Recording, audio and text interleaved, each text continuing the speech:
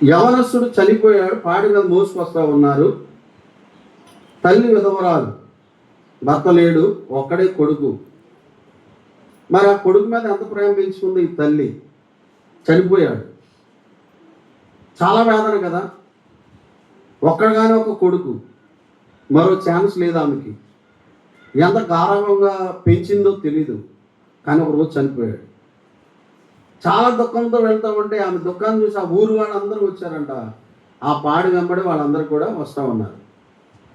ప్రభు ఆమెను చూసినప్పుడు ఆమె దుఃఖాన్ని చూసి ఆమె మీద కనికరపడి, అమ్మ ఏడవద్దమ్మా అని చెప్పి పాడిని ముట్టినప్పుడు మోసేవాళ్ళు ఆగారంట.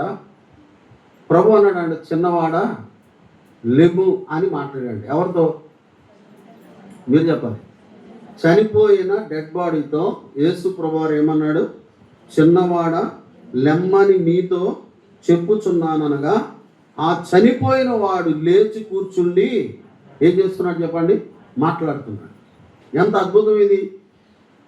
ఒక చనిపోయి మోసుకుని వెళ్ళిపోతున్న వాడి దగ్గరికి వెళ్ళి చిన్నవాడ లెగు అంటే లేచాడంట. చాలా అద్భుతం కాదు ఇది?